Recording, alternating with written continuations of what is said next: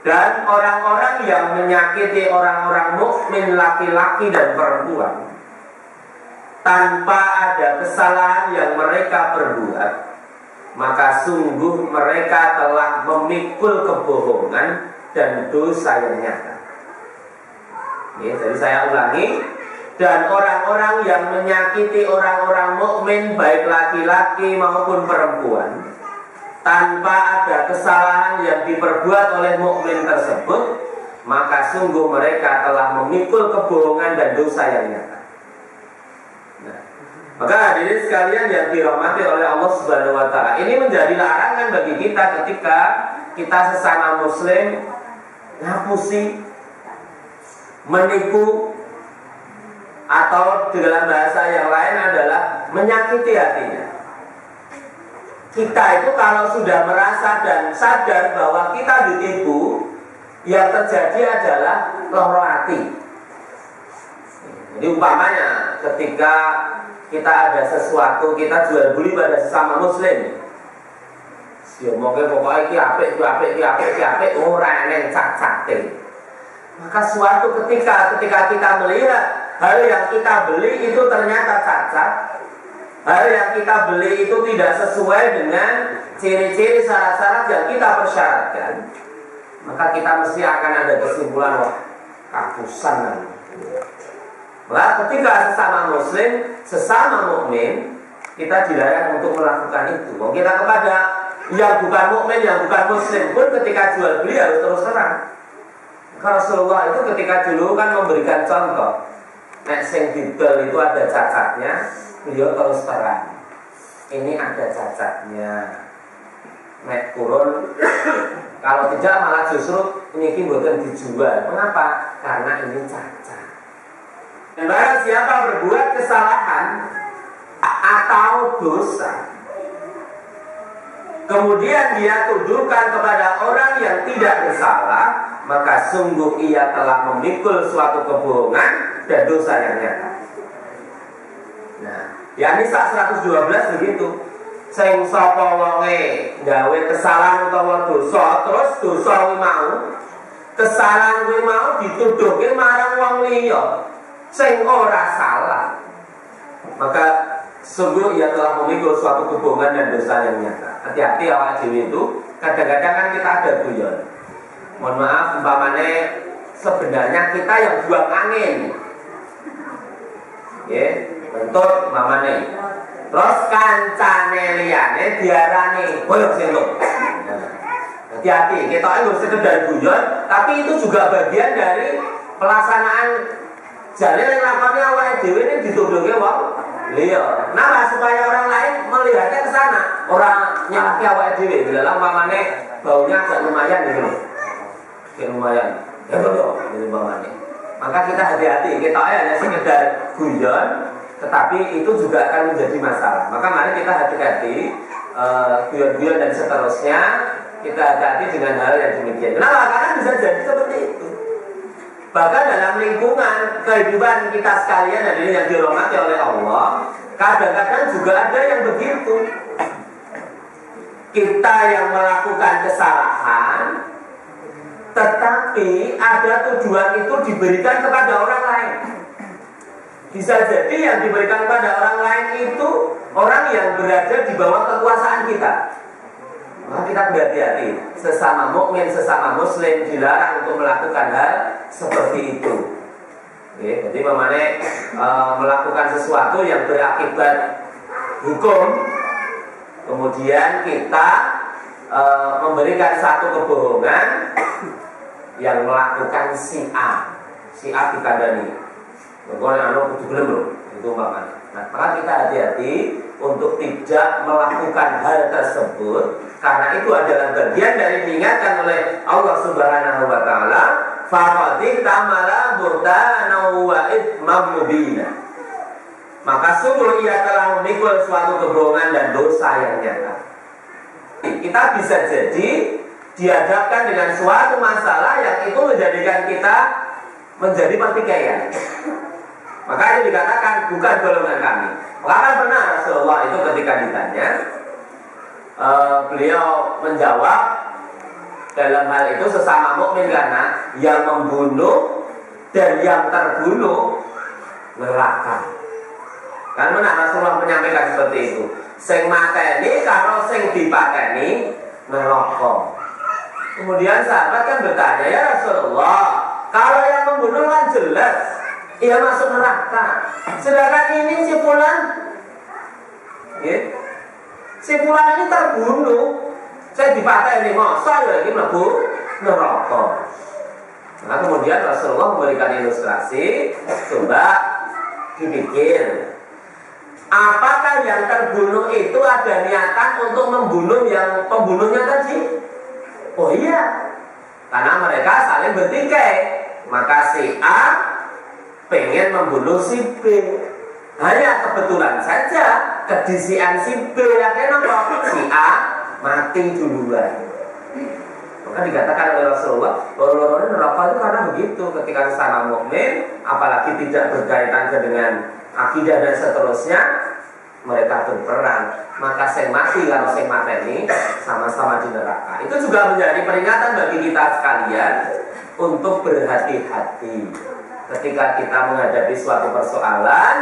Maka kemarahan jangan dijadikan yang nomor satu, karena setan itu akan senantiasa mendorong kita untuk melakukan hal-hal yang sesungguhnya itu bisa menjatuhkan kita ke neraka. Hati-hati kita itu ketika ada masalah setiap hari itu mesti ada kok, dan mesti datang. Setan itu senangnya raung kalau kita ada masalah itu. Biasanya supaya orang itu putus asa. Gimana caranya supaya orang itu mengambil jalan pintas dan seterusnya. Kita hati-hati. Hadirin sekalian yang dirahmati oleh Allah Subhanahu wa taala. Kemudian di dalam riwayat yang lain, ma min 'abdin yastarbi'ihillahu ra'iyatan yamutu yauma yamutu wa huwa wasyun li ra'iyatihi illa harramallahu 'alaihi al-jannah. Tidaklah seorang hamba yang diberi kewenangan oleh Allah untuk memimpin rakyat, kemudian ia mati pada hari kematiannya dalam keadaan menipu rakyatnya, melainkan Allah mengharamkan surga baginya. Hadis riwayat Muslim nomor 21 dalam kitab Al-Imarah. Ulangi, artinya tidaklah seorang hamba yang diberi kewenangan oleh Allah untuk memimpin rakyat, kemudian ia mati pada hari kematiannya dalam keadaan menipu rakyatnya, melainkan Allah mengharamkan surga baginya. Dan ini diperuntukkan untuk pejabat. Saudara-saudara sekalian, kita harus lebih hati-hati, karena ketika sudah melakukan dan itu menipu rakyat, ngakusi, itu konsekuensinya besar. Konsekuensinya adalah haram masuk surga. Makanya memang berat betul menjadi pejabat itu ketika dalam kondisi-kondisi yang demikian. Maka ada yang mengatakan ketika dia dalam kekuasaan itu, satu kaki di surga, satu kaki di neraka. Mengapa? Karena ya lola ini klera-kleru ini memang seperti itu. Maka hati-hatilah bagi kita yang sudah bermental menjadi pemimpin publik, pemimpin bagi rakyat, maka bekerjalah dengan amanah, karena itu juga bagian dari ujian dan amanah dari Allah Subhanahu wa taala. Barang siapa merusak dan menipu istri seseorang ataupun budaknya, maka ia bukan termasuk dari golongan kami. Iki padha niku, soalnya ngapusi bojo niku ya hati-hati, ngapusi budak itu juga hati-hati, karena itu juga dikatakan oleh Nabi Shallallahu Alaihi Wasallam menjadi falaisa minna, bukan golongan kami. Jadi golongan Rasulullah itu, golongan Muslim itu adalah kita jangan menipu. Kan ada kejadian itu, ada satu kisah helm itu baik harganya itu kurang lebih 10 juta.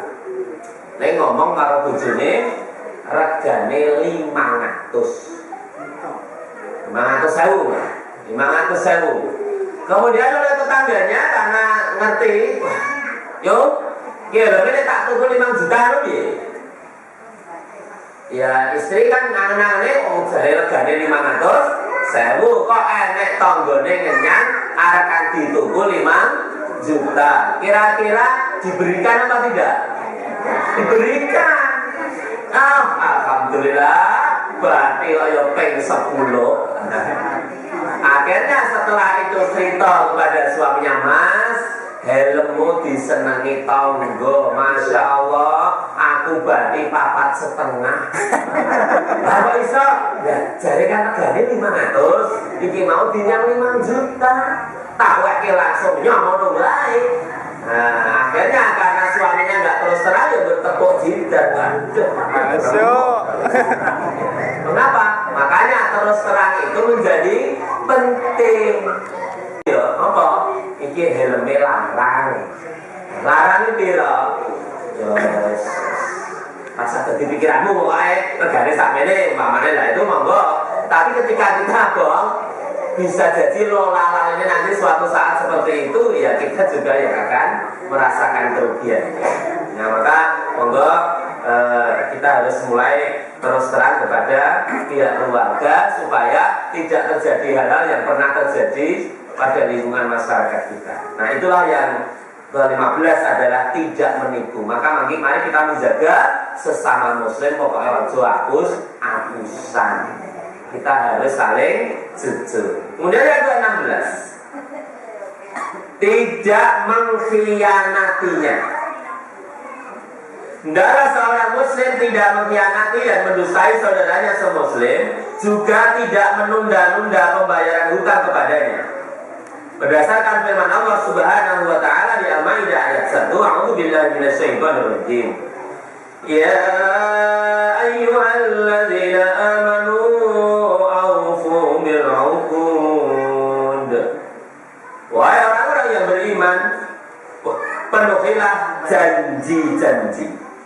Dan juga di potongan ayat Al-Baqarah 177, wal mufuna bi'ahdihim idza 'adu. Orang-orang yang menepati janji apabila berjanji. Dan juga di Al-Isra ayat 34, wa aufu bil 'ahdi innal 'ahda kana mas'ula. Dan penuhilah janji karena janji itu pasti diminta pertanggungjawabannya. Hati-hati, kalau kita berjanji harus ditepati.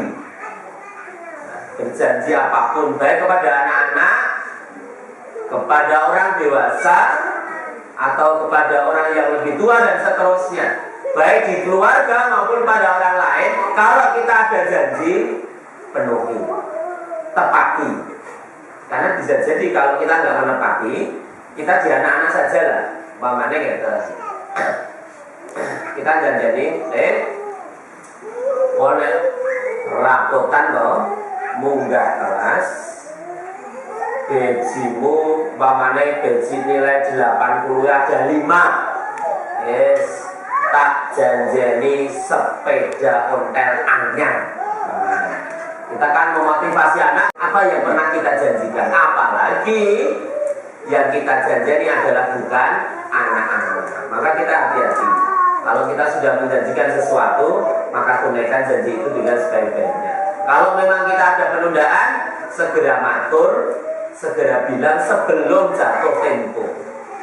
Mohon maaf, ini dari sakit saestu ini ngapunten umpami, ini diperpanjang yang mengajar kan berstudi.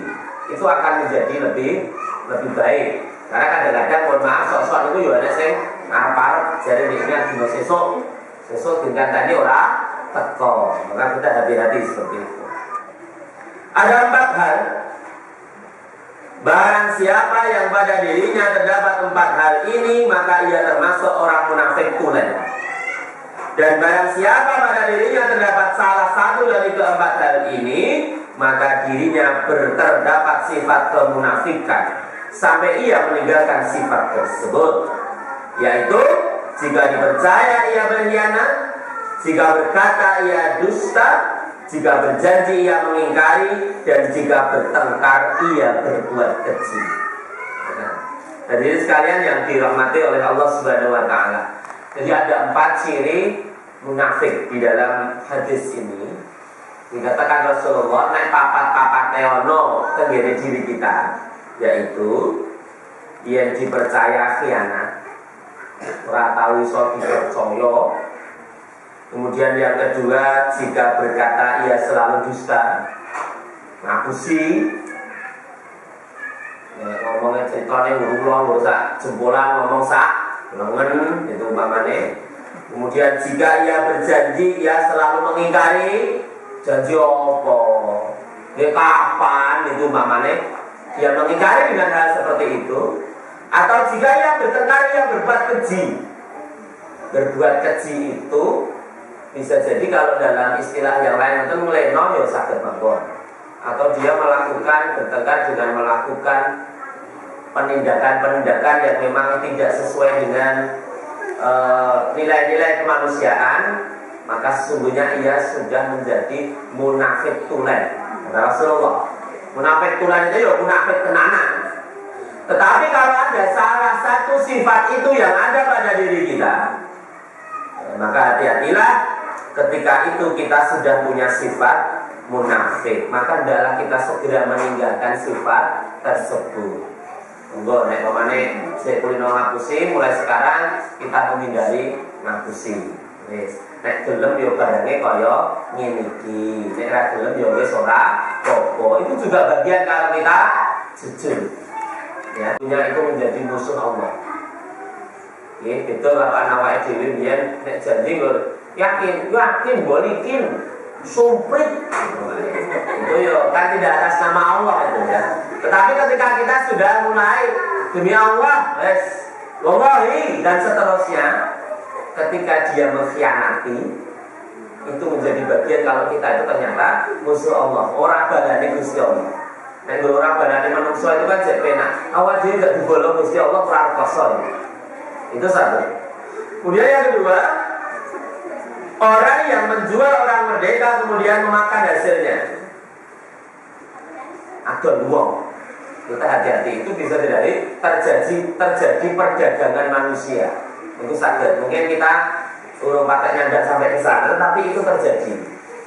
Jadi kita memperdagangkan orang, jadinya akan dibawa tenaga kerja dari luar negeri, tetapi itu dijual kepada majikan sana, dan kita memakan hasilnya, itu kita menjadi musuh Allah. Hati-hati. Kemudian yang ketiga, orang yang menyewa buruh, kemudian buruh tersebut menjalankan tugas darinya, tapi orang itu tidak memberinya upah. Ya, jadi kita berjanji, satu kayak turun gawean kayak lakonono, mau tak upahi. Nah, ketika pekerjaan itu telah selesai, kemudian kita tidak membayar, karena kita sudah menjanjikan hal tersebut, maka kita juga menjadi bagian dari musuh Allah Subhanahu wa Ta'ala. Maka hadirin dan kalian yang dirahmati oleh Allah Subhanahu wa Ta'ala, berhati-hatilah untuk melakukan hal-hal yang demikian, karena kita sesama mukmin sama muslim ojo pisan-pisan kita mengkhianati. Kan kita itu jauh ketika sing rekoso itu kan nyangutang. Nek golek utangan ning gone bank ning gone apa itu kan kita iya seneng kok yo, seneng alhamdulillah, tanda tangan cair. Tetapi ketika kita sudah pada saat jatuh tempo waktu nih tanggal 5 kudu nyarutang itu kan kita kadang-kadang ngabur. Kalau tengah juta mana-mana jadi sombongnya nih. Yang nyarutang gitu ya kan, kadang-kadang kita kan berat kan itu. Maka ketika kita sudah dalam keadaan mampu, hendaklah segera ditunaikan. Maka itu adalah menjadi bagian dari kewajiban kita. Ojo ngulur-ngulur waktu kalau memang kita sudah dalam keadaan mampu dan bisa, kecuali memang kita dalam keadaan uzur, ora iso segera matur untuk minta pengunduran. Nah, jadi sekalian yang dirahmati oleh Allah, supaya apa? Supaya kita tidak menjadi orang-orang yang mengkhianati janji kita, baik janji kita kepada Allah maupun janji kita kepada sesama manusia. Jadi sekalian yang dirahmati oleh Allah Subhanahu wa Ta'ala, ini yang bisa kita sampaikan pada kesempatan petang hari ini berkaitan dengan yakni hak-hak kita kepada sesama muslim yang ke nomor 15 dan nomor 16, yakni tidak menipu, dan tidak mengkhianati sesama mukmin, sesama muslim. Semoga ada manfaatnya dan ada salahnya kami mohon maaf. Wabillahi taufiq wal hidayah. Wassalamualaikum warahmatullahi